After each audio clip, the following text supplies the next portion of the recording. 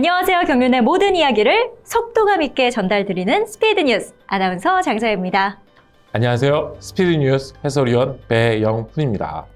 위원님 추석 잘 보내셨나요? 저는 맛있는 것도 먹고 간만에 정말 푹 쉬고 왔습니다. 네, 저도 오랜만에 가족들하고 정말 모처럼 좋은 시간을 보냈습니다. 이제 추석도 지났고 벌써 본격적인 가을에 접어든 것 같아요. 장서희 아나운서님은 이쯤 되면 생각나는 거 없으세요? 또 돌아왔군요. 네. 바로 팬분들이 기대하는 대상경륜 경주가 기다리고 있죠. 네, 맞습니다. 이번 10월 대상경륜에는 보는 재미가 좀 쏠쏠할 것 같아요. 왜냐하면 선발급, 우승급, 특선급 모두 개최가 되거든요. 이 대상경륜 때와는 또 다른 포인트가 있을 것 같은데 궁금하니까 얼른 이야기 나눠봐야겠습니다. 자, 그럼 미리 보는 10월 대상경륜 시작하겠습니다.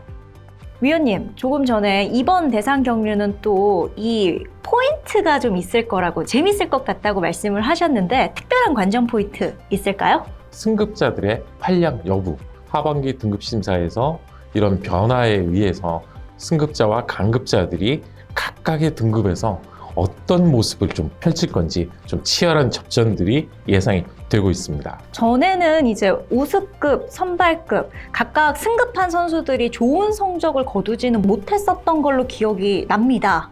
네, 맞습니다. 특히 이제 득점이 뒷받침되지 못하기 때문에 자리 잡기에서 불리함을 겪을 수밖에 없다 보니까 좀 아무런 활약을 못하고 내려온 선수들이 많았죠. 그런데 이제 올해부터는 좀 득점 체계가 달라지면서 경주에도 변화가 생겼죠.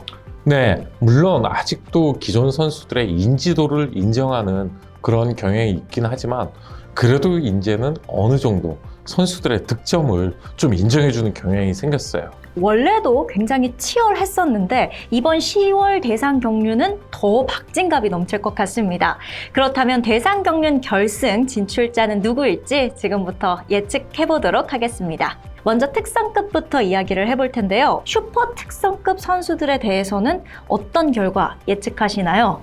지금 이제 슈퍼 특선급 임채빈, 정종진, 전원규, 양승원, 신은섭 이렇게 5명인데 임채빈, 정종진 이 2명의 선수는 굳이 말씀 안 드려도 그럼요. 또 결승전에서 우승을 다툴 선수들이고요.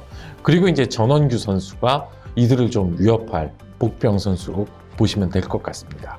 그에 반해서 양승원, 신은섭 선수는 아직 슈퍼 특선급 치고는 임팩트가 조금 떨어지기 때문에 과연 결승전에 무난하게 진출할 수 있느냐 이거 역시 관건이 좀 될 것 같아요. 지난 여름이죠. 34회차의 창원 레포츠파크에서 열린 창립 24주년 기념 특별 경륜에서 이 특선급 선수들이 승부를 펼쳤는데 지난해 이번에도 임채빈 선수가 왕자를 차지하고 2차계 정종진, 3차계 류재열 선수였습니다. 그렇다면 이번 대상 경륜도 임채빈 선수의 독주 예상하시나요? 가능성이 굉장히 높죠. 그리고 지금 류재열 선수가 같은 수성팀 선배인데 지금 몸이 굉장히 많이 올라왔거든요. 그래서 이번 대상 경주 때도 조금 좋은 성적을 거둔다면 내년도 상반기에 슈퍼 특선급 진출이 아마 유력하지 않을까 좀 이런 생각을 좀 해봅니다. 그리고 전반적으로 수성팀 선수들이 좀 많이 올라왔어요. 류재열 선수를 비롯해서 안창진 선수라든가 또 임유섭 선수가 조금씩 이제 끌어올리고 있는 단계. 거기에 28기 신인 석혜은 선수 역시 특선급에서 적응을 해나가고 있기 때문에 당분간은 수성팀의 강세가 좀 이어질 것 같습니다. 그렇다면 이제 정종진, 양승원, 전현구 선수는 어떻게 생각하시나요? 네, 정종진 선수야 누구나 다 인정을 하는 강자고 항상 결승전에서 임채빈이 의식할 수밖에 없는 유일한 세력이죠. 그리고 전원규 선수는 이 두 선수 사이에서 좀 틈새를 공략할 것 같은데 과연 동서울팀이 몇 명이나 결승전에 올라오느냐에 따라서 전원규 선수의 활약상도 조금은 달라질 것 같아요. 동서울팀은 그래도 좀 팀 협공을 좀 중점을 두는 편이고 그리고 이제 굳이 변수를 꼽는다면 세종팀이 있겠죠. 그렇네요. 세종팀에도 지금 기라성 같은 선수들이 많이 올라왔습니다. 그 대표적인 선수로는 김홍일 선수를 꼽을 수가 있고요. 그 뒤를 이어서 김범수 선수, 또 김관희 선수, 그리고 황인혁 선수가 있죠. 이들 선수들도 적극적인 협공을 통해서 한번 변수를 만들어 볼 수 있는 그런 선수들인 것 같습니다. 그렇군요. 언급 아직 안 한 선수들 중에 또 눈길을 끌만한 다른 특성급 선수들 있으실까요? 지금 수성팀에서 가장 인상적인 선수를 꼽으라면 안창진 선수를 꼽을 수 있을 것 같아요. 네. 다채로운 전법을 구사할 수 있고 또 얼마 전에는 수성팀 후배의 도움을 받아서 또 우승을 하기도 했거든요. 이렇다 보니까 결승전에서 과연 수성팀이 많이 올라갔을 때 기존과 다르게 협공을 할 것이냐, 아니면 이제껏 타왔던 대로 좀 순리대로 탈 것이냐, 이게 좀 분수령이 될 것 같아요. 적극적인 팀 협공을 펼친다면 오히려 팬 여러분들이 조금 더 많은 응원을 하고 더 좋아하시지 않을까, 이런 생각을 좀 해봅니다. 다음은 우승급 알아볼 건데요. 우승급 선수 중에는 누가 결승에 진출할 것으로 보이시나요? 네, 지금 남아있는 선수들 중에서는 저는 개인적으로 김주호 선수, 그 다음에 정현수, 그리고 김시우 선수를 빅3로 꼽고 싶고요. 그 다음에 이들을 위협할 존재로 저력의 이명현, 그 다음에 신인급에서는 김두용 선수가 돋보인다고 좀 생각을 해요. 그래서 결승전 멤버가 어떻게 되느냐에 따라서 좀 많은 변수가 있겠지만 그래도 이들 중에서 우승자가 좀 나오지 않을까.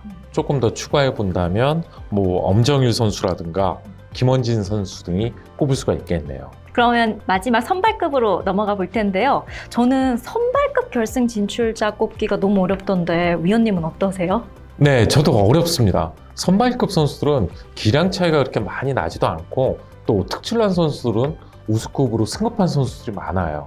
그러다 보니까 기존에 이제 남아있는 선수들 중에서 꼽는다면 아무래도 자력 능력이 뛰어난 선수들, 요즘 표현으로는 폼이 올라왔다라는 얘기를 많이 하시는데 김학철 선수, 그 다음에 차봉수 선수, 그리고 김용태 선수 등이 좀 돋보이는 상황이고요. 또 이들을 위협할 선수로는 이성광, 하동성, 김원호, 그리고 최근에 백전노장 박정현 선수가 또 얼마 전 결승전 우승을 차지하면서 또 이들을 한번 위협할 만한 굉장히 치열한 혼전이 예상이 될 것 같습니다. 이렇게 해서 특선, 우수, 선발, 대상 경륜 결승자들을 좀 이야기를 해봤는데요. 각 급의 특징들, 10월엔 뭔가 달라질까요, 의원님? 특선급은 큰 변화는 없는 가운데 류재열 선수의 좀 선전을 좀 눈여겨봐야 될 것 같고요. 그 다음에 우수급에서는 이제 특별 승급과 대상 우승이라고 하는 이 두 마리 토끼 사냥에 나서는 선수들이 있을 것 같아요. 그리고 선발급은 정말 한 치 앞을 내다보기 힘든 복마전입니다. 이렇게 세 가지 각 급에 대해서 결승 예상 진출자와 함께 특징까지 정리를 해주셨습니다.